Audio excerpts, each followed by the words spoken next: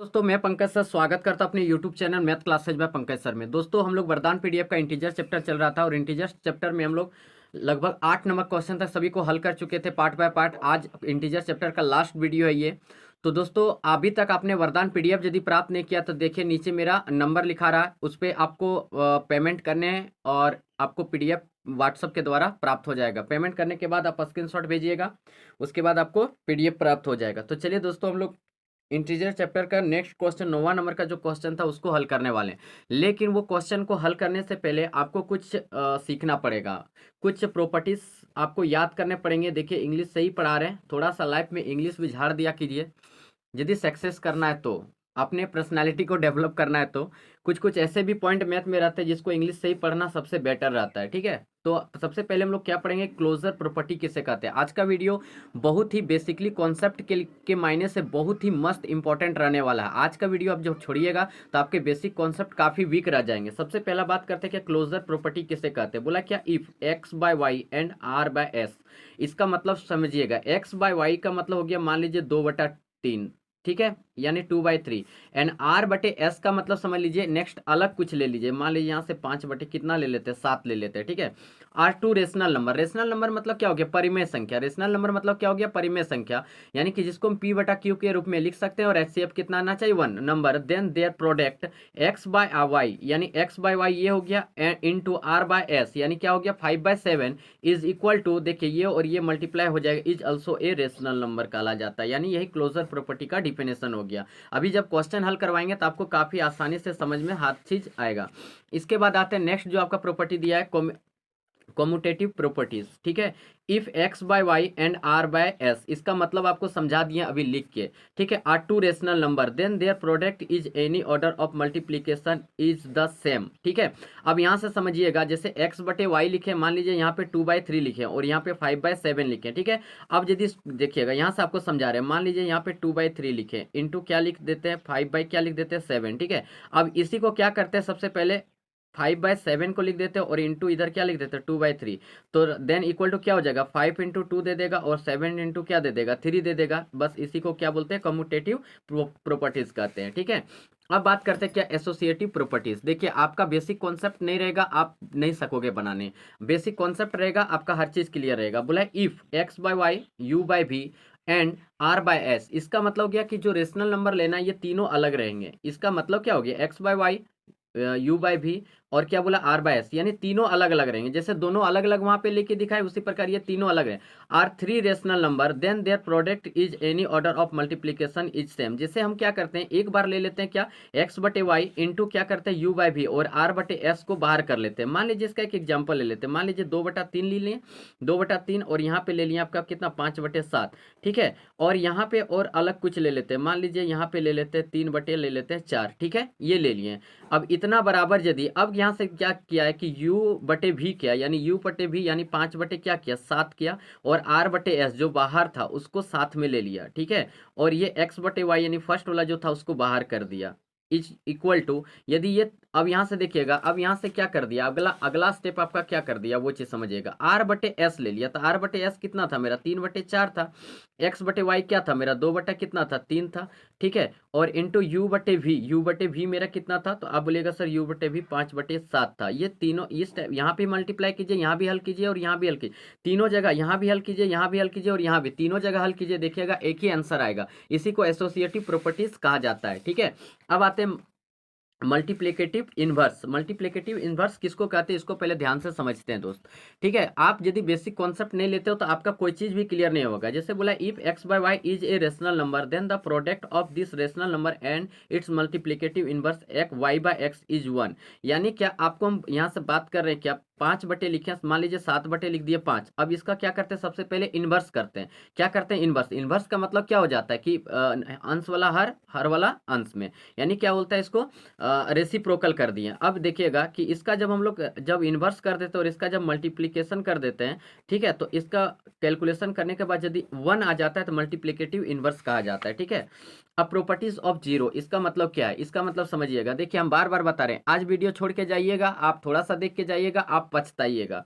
If x by y is a rational number then the product of x by y, x बटे y and zero, x बटे y and किसका zero is zero, यानी क्या x बटे Y बराबर zero, तीनों कितना आ जाते हैं, मतलब एक्स बटे वाई और जीरो का बराबर कितना आ गया, मेरा जीरो आ गया, कितना आ गया जीरो। तो इसी को बोलते थे प्रॉपर्टीज ऑफ जीरो। अब distributive properties, if x by y u by भी और आर बटे एस, इसका मतलब अभी समझा दे कि तीन को अलग अलग रेशनल नंबर आपको ले लेना है।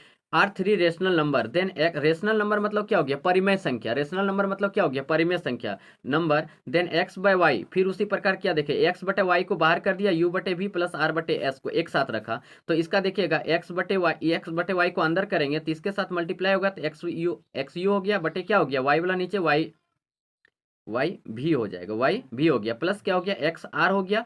देखिए ये एक्स को आर से मल्टीप्लाई किया तो एक्स और आर हो गया, और वाई को एस से किया तो वाई एस हो गया। This is called the distributive properties of multiplication. ठीक है, बस यही एक कुछ प्रॉपर्टीज थे जो आपको हम अच्छे तरीके से समझा दिए। अब क्वेश्चन को हल करेंगे और ज्यादा आप लोग का क्लियर हो जाएगा। बोला है क्या, देखिएगा कि 9वां नंबर का जो क्वेश्चन ही था, आप लोग शायद जितने भी पीडीएफ प्राप्त कर लिए, हमको नहीं लगता कि कोई अपने बच्चे को या जो बच्चे लिए वो हल कर रहे होंगे। ठीक है, यदि हल कर रहे होते तो 110% आपका कमेंट जरूर रहता, और क्या रहता कि व्हाट्सएप पर मैसेज जरूर रहता कि सर वो क्वेश्चन नहीं बन रहा है। तो सबसे पहले ये क्वेश्चन को हल करते हैं। देखिए 11 11 कट गया, 5 1 जा 5, 5 5 जा 55, यानी 1/5 इक्वल टू क्या हो गया, 1/5, दोनों तरफ इक्वल आ गया, और यहाँ से देखिए मल्टीप्लीकेशन में आ गया, तो यानी किसको क्या बोल देंगे, क्लोजर प्रॉपर्टीज बोल देंगे। क्या बोल देंगे, क्लोजर प्रॉपर्टीज। अब आपको इसका हम क्या कर दिए थे कि इसका डिफिनेशन बता चुके हैं आपको। ठीक है, क्लोजर प्रॉपर्टी हो गया। अब यहां से देखिएगा और आपने पहचान लीजिएगा, देखिए 3/4 11/15, और देखिए एक मान लीजिए एक्स बटे वाई यू बाई भी और आर बटे एस, फिर इसको क्या कर दिया, इसमें चेंज कर दिया। अब यहीं से आप डायरेक्ट बोल दीजिएगा क्या सर ये जो क्वेश्चन है सो एसोसिएटिव प्रॉपर्टीज में है। आप देख के ही पहचान लिया कि नहीं, आपको हल करने की आवश्यकता भी नहीं हो गया। तो 11 या 33 हो गया, और 15 चौके कितना हो गया, 60 हो गया। ठीक है, 15 चौके कितना हो गया, 60। ठीक है, 11 यहाँ से भी काट सकते थे, कोई दिक्कत नहीं है। और 2 बटे यहाँ पे क्या हो गया, 3 हो गया, और यहाँ पे 3 दूना कितना हो गया, 6, और 4 तिया कितना हो गया, 12, और 11 बटे कितना हो गया, 15। ठीक है, अब इसको काटिए, यहाँ से काटिएगा तो कितना दे देगा, 11 से, और यहाँ से कितना दे देगा, 30 बार में चल जाएगा। ठीक है, तो यहाँ से ऊपर में मेरा कितना बच गया। अब यहाँ से देखिएगा, कैलकुलेशन कीजिएगा, थोड़ा सा कहीं मिस्टेक लग रहा है क्या, 11/15 और 2/3। ठीक है, एक मिनट 11 या 33, इसको पहले काट लेते हैं, 3 एकम 3, 3 पच्चे 15 हो गया। ठीक है, 3 पच्चे कितना हो गया, 15, यानी 11 एकम 11 और 4 पंचे कितना हो गया, 20, गुना में क्या हो गया, 2/3 हो गया। और यहाँ से देखिएगा तो ये 3 3 कैंसिल हो गया, 1/2 बच गया, यानी 1/2 गुना क्या हो गया, 11 बटे कितना हो गया, 15 हो गया। ठीक है, अब यहाँ से आपका क्या हो जाएगा, इसको कितना बार में, 10 बार में चल जाएगा, और यहाँ तो कुछ कट नहीं रहा है, तो 11 बटे यहाँ कितना हो गया, 30 हो गया, और बराबर क्या हो गया, 11 बटे कितना हो गया, 30 हो गया। अब आप यहाँ से ही देख के बता दिए होंगे कि सर ये जो है मेरा एसोसिएटिव प्रॉपर्टीज में, किसमें है सर, एसोसिएटिव प्रॉपर्टीज में है, क्योंकि अभी आपको हम पहचानने का नियम भी बता दिए। अब आप मत बोलिएगा कि सर समझ में नहीं आया। सो आप यदि शुरुआत वाला सही से नहीं देखिएगा तो आपको समझ में कुछ नहीं आएगा, एसोसिएटिव प्रॉपर्टीज हो जाएगा।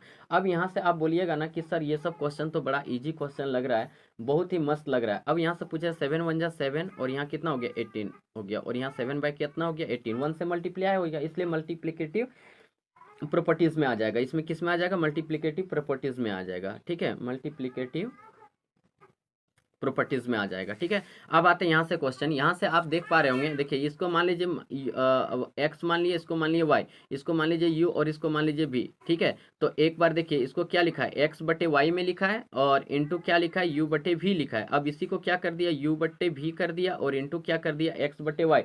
अब यहीं से आप डायरेक्ट देख के ही बोल सकते हैं सर ये कॉम्यूटेटिव प्रॉपर्टीज में है, किसमें है, कॉम्यूटेटिव प्रॉपर्टीज में है। अब बोलिए आसान लगा कि नहीं समझने में, कॉम्यूटेटिव प्रॉपर्टीज है। और इसको हल करने जाइएगा तो 8 हो गया, 11 तिया कितना दे दिया, 33 दे दिया, और 4 दूना 8 हो गया, 11 तिया कितना दे दिया, 33 दे दिया। बोलिए कॉम्यूटेटिव प्रॉपर्टी। चलिए दोस्तों, अब हम लोग ई नंबर का क्वेश्चन पर आते हैं। आप ये क्वेश्चन देख के ही बोल सकते हैं क्या सर, देखिए 3/5 है, और इसको रेसिप्रोकल यानी इन्वर्स कर दिया, यानी 5 बाई क्या कर दिया गया, 3 कर दिया गया। ठीक है, तो 3 बाई ये क्या हो गया मेरा 5, और यहाँ से क्या हो गया, 5/3 हो गया, इक्वल टू कितना हो गया, 1। तो 5 5 कैंसिल हो गया, 1 1 3 3 कैंसिल हो गया, यानी 1 इक्वल टू 1 हो गया। यानी क्या, आप डायरेक्ट यहाँ पे बोल सकते हो ना कि सर ये तो जो आप बनाए सर, तो ये तो डायरेक्टली मल्टीप्लिकेटिव इनवर्स में है, मल्टीप्लिकेटिव इनवर्स में है। अब यहाँ से देखिए नेक्स्ट क्वेश्चन देखने जाइएगा तो F नंबर का क्वेश्चन देखिएगा, तो आपको हम अभी बताए कि दो प्रोडक्ट लेते हैं, यानी x बाय वाई लेते हैं और एक जीरो लेते हैं, और ये दोनों को जब मल्टीप्लाई करते हैं तो जीरो ही प्राप्त होता है। तो जब ये जीरो प्राप्त हो जाएगा तो मेरा क्या प्रॉपर्टीज ऑफ क्या हो जाएगा, जीरो हो जाएगा। प्रॉपर्टीज ऑफ क्या हो जाएगा, जीरो हो जाएगा। प्रॉपर्टीज ऑफ क्या हो जाएगा, जीरो हो जाएगा। ठीक है, कितना ईजी है। सो देखिए, अब यदि ध्यान से देखे होंगे, यदि बढ़िया से सीख गए होंगे तो आपका कहीं कोई प्रकार का दिक्कत नहीं होगा। आप ये क्वेश्चन में देखिएगा तो ये इसको कैलकुलेशन कर लीजिए, कैलकुलेशन करने के बाद देखिएगा क्या, देखिए ये मान लीजिए, आप यहाँ ध्यान दीजिएगा यदि, तो ये मेरा क्या हो गया, मान लीजिए एक्स बटे वाई हो गया, और ये इसको मान लेते हैं, मान लीजिए यू बटे भी, और इसको क्या मान लेते हैं, आर बटे एस मान लेते हैं। ठीक है, अब इसी को चेंज करके इस प्रकार से लिखा है। अब इसको यदि दोनों तरफ हल कीजिएगा तो डिस्ट्रीब्यूटिव प्रॉपर्टीज में आ जाएगा। किस में आ जाएगा, डिस्ट्रीब्यूटिव प्रॉपर्टीज में आ जाएगा। आई होप दोस्तों आज का वीडियो आपको बहुत मस्त लगा होगा। अभी तक आपने वरदान पीडीएफ प्राप्त नहीं किया तो फर्स्ट में ही मेरा नंबर लिखा है, तो उसमें व्हाट्सअप कीजिए और अपने मैथ को स्ट्रॉन्ग कीजिए। चलिए सर, थैंक यू, धन्यवाद, जय हिंद, जय भारत।